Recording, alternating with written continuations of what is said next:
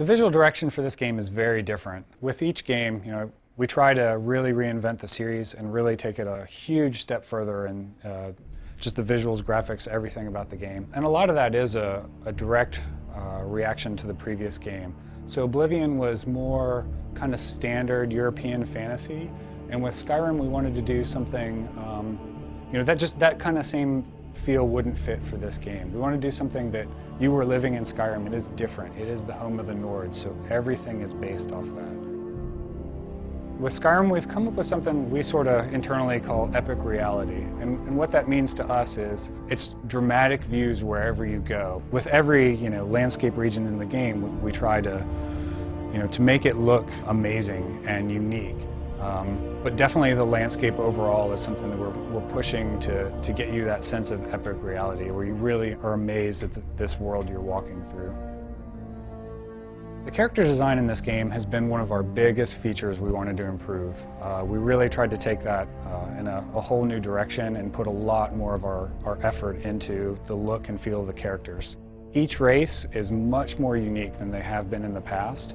We want you to look at the races and clearly say, oh, I know, that's a Redguard, that's an Imperial, that's a Nord, that's a Breton. You can tell the differences between all the races. All the races are back. They've been greatly improved, and there's a lot more customization than we've had in any previous game for you setting up your character or all the NPCs you meet. There's new systems for allowing decals and scars, face painting, and just a lot higher resolution assets for generating all the characters in the game. We really look to improve the creatures in this game. The main difference, I think, is we really tried to root them into this world. You should be able to look at a creature and know, it lives there and it makes sense to be in this location, and it stands out from the other creatures in its behavior and why it's there. We like to balance things out so you have creatures that can go all over the different areas of the world. Some fit in dungeons, some fit in exteriors, but ultimately it's the world that sort of ends up defining who lives in it. Well, most of the ideas for the game honestly start taking root here in this room. We have everything drawn, from creatures to weapons to landscape, dungeons, everything. It's all in here. We've done more concepts for this game than we have any other game we've ever worked on. We have lots of fun meetings in here where we're trying to figure out how everything looks and is going to work in the game, and it's we all sort of work together on it. Ray will be drawing something, and then Todd and some of the designers and I will sit down with them and try and figure out what we want to do and how it's going to work in the game. But we really like to plan out as much stuff as we can, as early as we can, so it makes it clearer for the team and what we're going to end up making. If we don't have clear concepts, a lot of times we find we'll go off in the wrong direction or spend a lot of wasted time on something that if we had a really strong image in the beginning, we would have nailed it right away.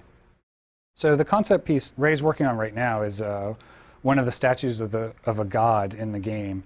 And he starts with a rough sketch like this in Photoshop, and then eventually layers it up until we're happy with it and know the look of it.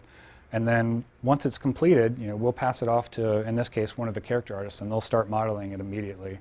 And then as soon as that's done, it gets textured and goes right in the game, and then we look at it and make sure it's working for the space. But it's pretty quick turnaround from concept to our tools to right into the game engine. We spend a lot of effort trying to make sure, like, all right, well, if we're making this sword or we're making this statue, what is unique about it to Skyrim, and why does it fit our world as opposed to just being, a random fantasy sword or statue? It has to have something that's, fits the universe we've created.